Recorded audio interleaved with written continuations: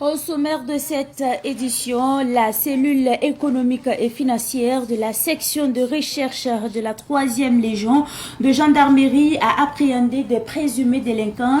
Ces délinquants s'étaient donné pour mission de soustraire frauduleusement l'eau à partir de réseaux de distribution de l'eau courante de l'ONEA. Le préjudice causé à l'ONEA s'élève à plus de 150 millions de francs CFA. Élément à suivre dans ce journal. Et puis, l'association des commerçants du chemin de fer a exprimé son ras-le-bol ce matin pour protester justement contre la gestion désastreuse du service de train voyageurs par Sitaraï. Les manifestants dénoncent l'arrêt du train entre Abidjan et Ouagadougou, ce qui plonge les commerçants dans l'incertitude économique. Élément à suivre dans ce journal. Mesdames et messieurs, bonsoir et bienvenue à ce rendez-vous consacré à l'actualité sur Savane TV. Grand coup de filet de la gendarmerie nationale. Une opération a permis de mettre fin aux pratiques de 5 présumés délinquants. Ces présumés délinquants avaient pour sport favori la soustraction frauduleuse d'eau à partir de réseaux de distribution d'eau courante de l'ONEA. Ils ont été présentés à la presse ce matin à Ouagadougou. Retour justement sur cette conférence de presse de la gendarmerie nationale avec notre reporter. Il s'agit bien sûr de Daouda Yamego. Des présumés délinquants appréhendés par la cellule économique et financière de la section de recherche de la 3e Légion de gendarmerie de Ouagadougou. Au nombre de 5, ces présumés faussaires procédaient de diverses manières pour consommer frauduleusement l'eau au préjudice de l'ONEA.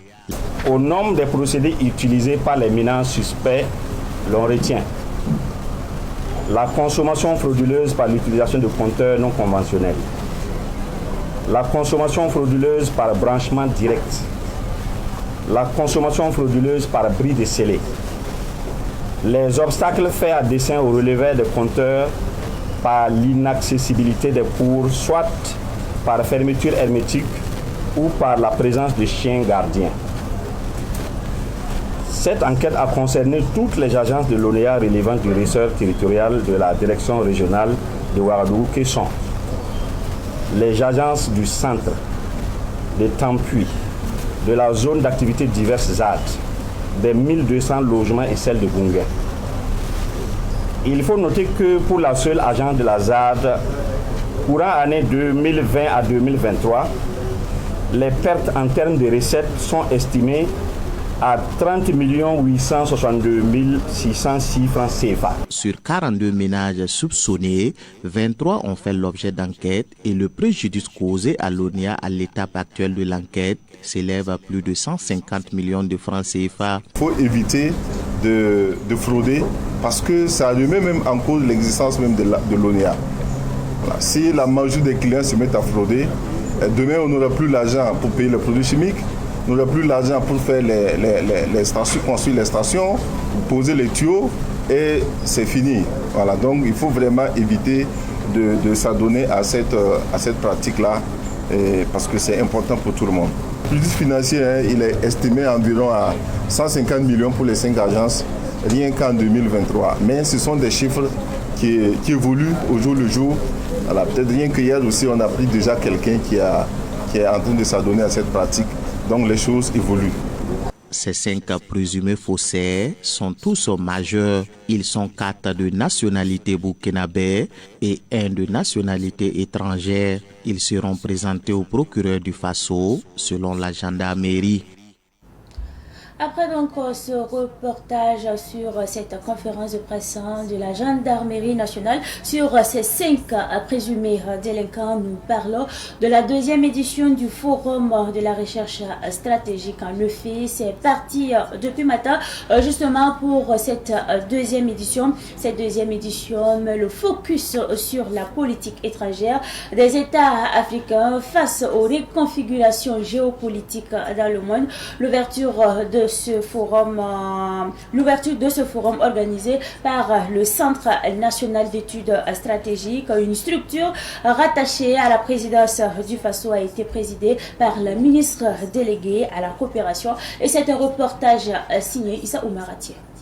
Ce forum, qui est à sa 2e édition, se penche sur la politique étrangère des États africains à l'aune des reconfigurations géostratégiques dans le monde. Le choix de la politique étrangère des États africains comme thème de cette 2e édition du Forum de la recherche stratégique s'explique par la nouvelle donne politique dans la sous-région qui fait face aux défis sécuritaires et humanitaires difficiles, mais aussi avec la création de l'Alliance des États du Sahel, explique la ministre déléguée à la coopération régionale. Les changements opérés à la tête des États, comme le Burkina Faso, le Niger et le Mali, consécutifs entre autres à la persistance des attaques terroristes dans la bande sahélo-saharienne, le départ des troupes étrangères de ces 3 pays suite aux dénonciations des accords de coopération militaire avec certains partenaires, la création de l'Alliance des États du Sahel, ainsi que les décisions de retrait de ces 3 pays de la CEDEAO constituent des faits majeurs qui illustrent éloquemment le changement du contexte géopolitique et géostratégique ouest-africain.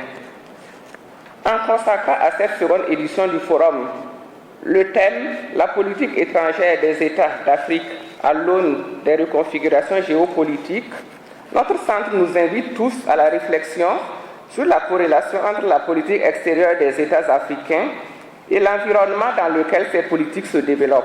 Ce forum, organisé par le Centre national d'études stratégiques, doit réfléchir à repenser la politique étrangère des États africains en proposant des pistes de solutions à travers les différentes communications, selon le directeur général du Centre d'études stratégiques, le général de brigade, Barthélémy Semporé, qui précise que le thème de la 2e édition du forum tombe à pic.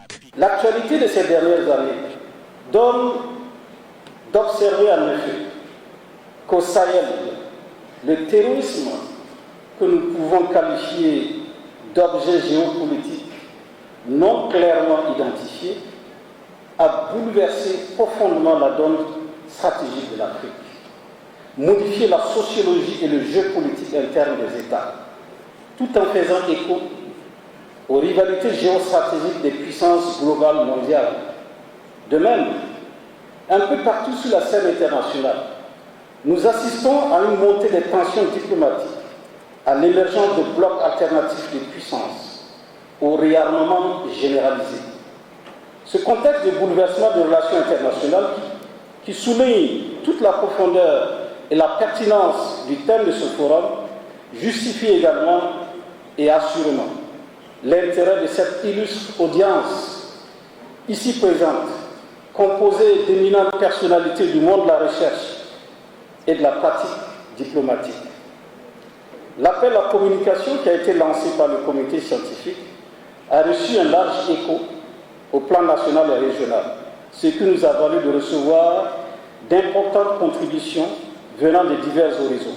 Lancé en 2023 par le Centre d'études stratégiques logé à la présidence du Faso, le Forum de la recherche stratégique vise aussi à créer un espace de réflexion sur des enjeux stratégiques du moment. Le Conseil des ministres s'est tenu hier sous la présidence du chef de l'État, le capitaine Ibrahim Traoré. Plusieurs décisions ont été prises. La réhabilitation de la route Bobo-Dioulasso-Banfora, frontière de Côte d'Ivoire, et de la route Banfora-Orodara a fait l'objet d'un projet discuté hier en Conseil des ministres. Le gouvernement s'est donc engagé à contracter un prêt de 89 milliards de francs CFA auprès de la Banque islamique de développement. Le Conseil a aussi évoqué la 32e session de l'Assemblée générale des sociétés d'État qui s'est ouverte aujourd'hui. Le résumé du Conseil des ministres d'hier avec Nafissatou Komi. Il ressort du Conseil des ministres que l'Assemblée générale des sociétés d'État s'ouvre ce jeudi à Ouagadougou. Il s'agit de la 32e édition qui concerne 19 sociétés et 3 établissements publics de prévoyance sociale. Ils soumettent les 27 et 28 juin leur bilan financier de l'exercice budgétaire clos au 31 décembre 2023. Une société d'État créée en fin 2023 va présenter un rapport circonstancié et 3 autres sociétés d'État créées en 2024 vont participer en qualité d'observateurs. Par ailleurs, le Conseil a adopté un rapport relatif à un accord entre le Burkina Faso et la Banque islamique de développement pour le financement du projet de réhabilitation de la route Bobo-Banfora, frontière de Côte d'Ivoire et Banfora-Orodara. Cet accord de prêt vaut 89 milliards et le gouvernement a marqué son accord pour la transmission du dossier à l'Assemblée législative de transition. L'actualité de ce soir est également marquée par l'association des commerçants du chemin de fer qui a organisé un sitting ce matin à Ouagadougou. Objectif, exprimer sa profonde déception face à la gestion désastreuse du train voyageur par le concessionnaire Sitaraï. Explication avec Sidiki Kabri. Abba Sitaraï, Abba l'impérialisme. Sitaraï dégage. Ces cris résonnaient dans les rues, près de la gare ferroviaire.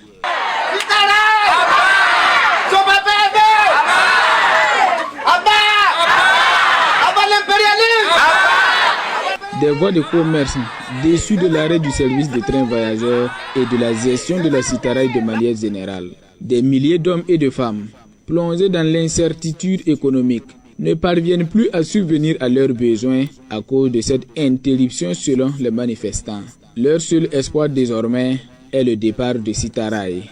Bientôt 5 ans que le train voyageur ne circule pas entre le Burkina Faso et la Côte d'Ivoire.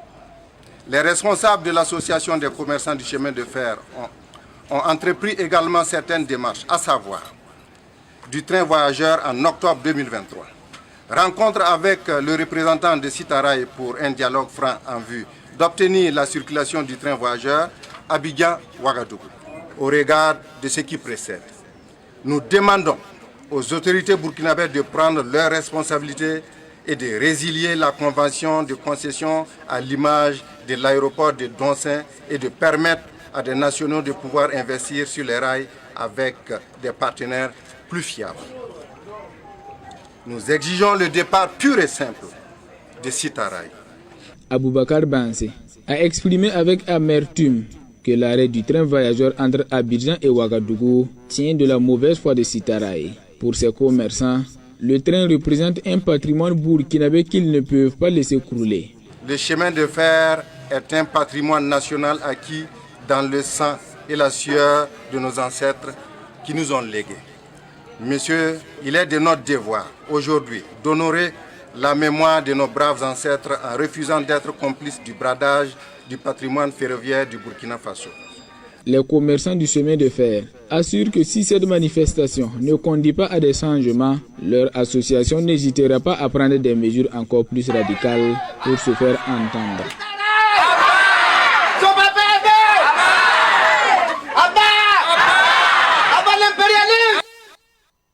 À l'occasion de la journée des petites et moyennes entreprises aujourd'hui, des commerçants demandent au gouvernement de créer une banque pouvant les aider à contracter des prêts pour leur commerce, ce qui pourrait justement booster le secteur des micros, des petites et moyennes entreprises. Écoutons quelques commerçants de la ville de Ouagadougou au micro donc de nos reporters. Il s'agit là de Madina Tououdraogo et Nafissa Toukoumi. Concernant la journée mondiale des petites et moyennes entreprises, j'aimerais qu'on crée une petite banque pour les petits commerçants, qu'on puisse avoir un peu de prêts, mais pas des prêts avec des garanties qu'on ne peut pas avoir. Donc on peut aller un peu pour que nous aussi on puisse faire de nos mieux pour survivre. Par exemple, moi, j'ai besoin de soutien économique. Par exemple, le savon que je vois ici, là, d'autres cartons, quand tu peux prendre pour venir vendre, soit les bénéfices, c'est 750, d'autres bénéfices, ça ne vaut même pas 1000 francs. D'ici que le carton là même finisse, tous les savons finissent dedans. Bénéfice là même, il faut qu'on mange ici à midi. D'ici que les cartons même finissent là, on a déjà, pour manger à midi, les bénéfices là même, ça ne suffit pas. Alors qu'on a besoin de aussi aider nos frères et sœurs qui sont à la maison. Si par exemple quelqu'un pouvait nous aider, de diminuer les prix des cartons, ça peut nous aider. Comme ça, on pourrait au moins aider nos petits frères et petites sœurs qui sont à la maison. Et nous aussi subvenir à nos besoins. Non, bon, nous on se débrouille pour les capots là, les occasions. Mais si on a des moyens pour payer les capots nouveaux là, on peut aussi s'en débrouiller avec ça. On propose de nous donner, même si c'est un peu de fonds, pour qu'on puisse arriver. Au moins, ça, si on paye un peu, avec les soutiens là, on peut avoir, on peut débrouiller pour avoir beaucoup. Nous, des commerçants, nous féliciter le gouvernement et demander du gouvernement et de nous aider. Surtout certains informés, surtout les petits commerces, pour nous aider. Nous sommes vraiment très coincés. Voilà. Nous, depuis qu'on a commencé le commerce, ça vaut 2002. Mais vraiment, dans 5 ans comme ça, vraiment ça ne va pas. Le commerce là, ça ne va pas. Et nous, on voulait, le gouvernement voulait aider avec les impôts, avec les impôts, à cause des impôts. Parce que souvent, il y a des grandes sociétés qui aident les gens un peu. Quand tu gagnes de l'argent un peu, tu peux faire le commerce. Bon, quand tu es un peu là, ça, tout le temps, c'est en derrière. Cette fois-ci, nous déposons nos valises dans la région de l'Est.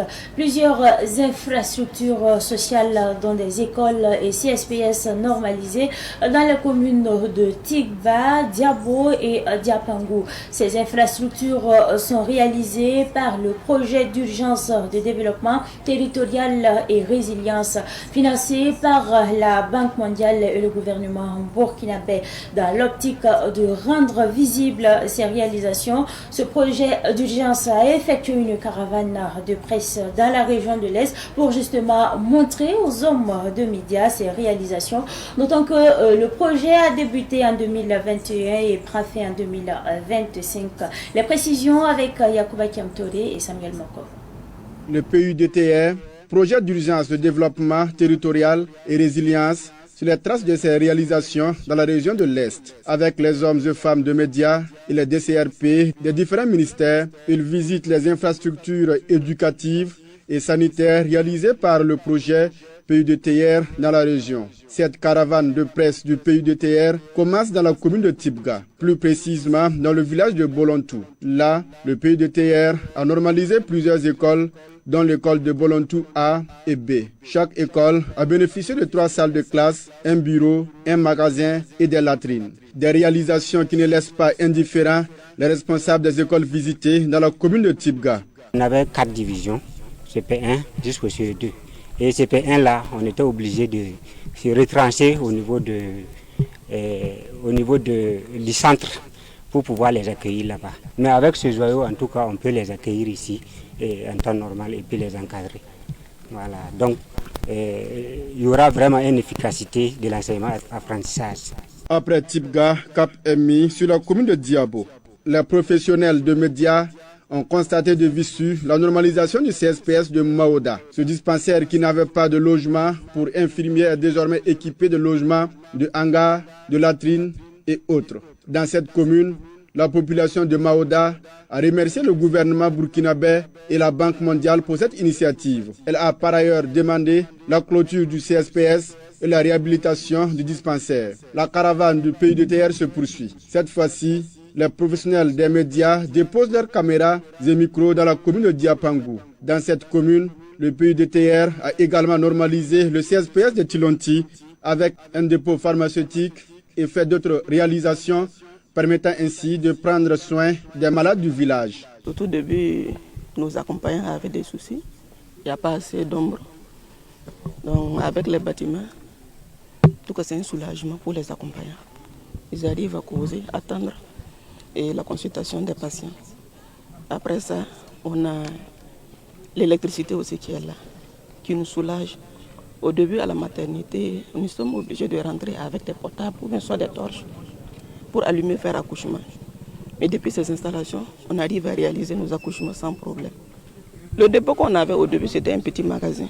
Donc ça ne nous permettait pas de commander une quantité de produits. Mais avec ce dépôt, on arrive à commander les quantités qui sont nécessaires pour la prise en charge de nos malades. Cette première journée de la caravane de presse du PUDTR s'est achevée à l'école Litianyeli. Dans cette école, les travaux de normalisation sont à l'arrêt. Selon l'assistant ingénieur du PUDTR, Jacob Dikemde, cet arrêt s'explique par le non-respect du délai d'exécution et la non-qualité des travaux de l'entreprise. Toutes ces réalisations dans la commune de Tibga, Diabo et Diapengou sont l'œuvre du PUDTR et d'une valeur de plus de 3 milliards de francs CFA. Au total, nous avons, dans la commune de Tibga, nous avons eu 8 sites, soit 3 salles de classe par site. Donc, au total, 24 salles de classe construites dans la commune de Tibga. Dans la commune de Diabo, également, pour les normalisations scolaires, nous avons aussi 24 salles de classe que nous avons construites. Et dans la commune de Diapangou, 21 salles de classe que nous avons construites. Au total, 69 salles dans les 3 communes. Pour les normalisations sanitaires, nous avons eu au total 12 sites, dont 2 sites dans la commune de Tibga, c'est-à-dire le village de Dianga et le village de Mondré. Dans la commune de Diabo, nous avons 5 sites. Comme nous avons visité le site de Maoda, également dans la commune de Diapangou, nous avons eu aussi à normaliser 5 CSPS. Donc au total, nous avons 12 CSPS dans les 3 communes. Et toutes ces infrastructures, comme ce que je le disais, nous en tenons compte des personnes, l'accès aux personnes vivant avec un handicap. Le projet d'urgence de développement territorial et résilience est financé par la Banque mondiale et le gouvernement burkinabé à hauteur de plus de 260 milliards de francs CFA. Il intervient dans la région de l'Est, du centre-Est et de la boucle du Mouhoun. Hajj 2024, on en parle également dans l'actualité de ce 27 juin 2024. Le premier vol retour du Hajj 2024 a atterri hier à l'aéroport international de Ouagadougou. 432 pèlerins sont de retour après plusieurs semaines passées en Terre Sainte en Arabie Saoudite. À leur retour, ils ont été accueillis par leur famille, une délégation de la Oumma islamique et aussi du gouvernement. Les précisions avec nos reporters, il s'agit là de Ahmed Joël Compaoré et de René Congo. Le retour des pèlerins est amorcé ce mercredi 26 juin dès 16h50. 432 pèlerins sont arrivés de la Mecque et ont été accueillis par de nombreux membres de leur famille, amis et connaissances. On est bien arrivé, on est allé, ça s'est très bien passé. Donc vraiment on voulait profiter pour remercier les autorités pour l'organisation, pour tout ce qui s'est passé à la Mecque. Vraiment on a prié pour la paix dans la sous-région, particulièrement au Burkina Faso. Et vraiment que Dieu exauce nos vœux et nos prières. La Fédération des associations islamiques du Burkina Faso, la FAIB, était fortement représentée à ce premier atterrissage avec à sa tête son président, Cheikh Sidi Mohamed Maïga. Ils sont arrivés à bon port et c'est ce que nous avons imploré, c'est ce que nous avons exaucé le bon Dieu pour qu'il nous favorise ce jour béni. Et sans oublier aussi ceux qui nous ont quittés et que la terre soit légère à leurs âmes aussi. Pour les superviseurs des opérations aéroportières de Flynas, tout s'est bien passé comme prévu. En ce qui nous concerne, à savoir les aspects techniques, tout s'est très bien passé. L'avion est arrivé à l'heure. Les inspections ont démontré que l'avion répond aux normes techniques édictées par l'OACI. Vous avez pu constater l'arrivée de ce premier vol, l'accueil qui a été fait par les autorités nationales. Et également, à l'heure où nous parlons, presque l'ensemble des pèlerins ont débarqué et c'est le premier vol. Il faut donc dire que cette année, le Hajj s'est très bien passé en ce qui me concerne. Le volet technique, car le comité des âges va certainement se prononcer sur les autres aspects organisationnels. C'est le ministre délégué en charge de la sécurité, le commissaire divisionnaire Mahmoud Sana, qui est venu au nom du gouvernement à l'accueil des premiers pèlerins. Je suis venu au nom du président du FASO, chef de l'État, au nom du Premier ministre et au nom de tous les membres du gouvernement pour souhaiter la bienvenue à nos pèlerins. Que comme au départ, nous sommes venus les souhaiter bon pèlerinage et aujourd'hui nous sommes venus pour aussi les souhaiter la bienvenue et nous enquérir également de ce qui s'est passé. Il n'y a pas meilleure manière de recueillir les informations de tout le déroulement du pèlerinage qu'auprès des pèlerins. Donc c'est ce que nous avons fait.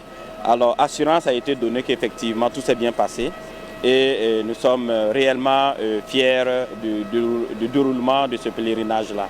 Au départ des premiers pèlerins de l'aéroport international King Abdulaziz de Jeddah, ils ont reçu la visite et les encouragements de l'ambassadeur du Burkina Faso au Royaume d'Arabie Saoudite, Boukari Savadogo. En rappel, 17 vols sont prévus pour le retour des pèlerins burkinabés, avec 13 vols à Ouaga et 4 à Bobo-Dioulasso.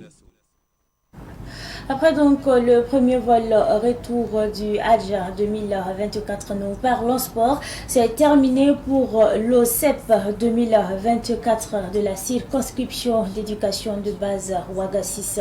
La finale s'est jouée hier et a été donc remportée par l'équipe de l'école Patrice Lumumba, car cette équipe était donc face à l'école PCA. Revivons justement cette finale avec notre reporter Fatih Sankara. Malgré son but matinal, l'équipe de l'école PCA n'a pas pu remporter le gain du match au cours des 2 mi-temps.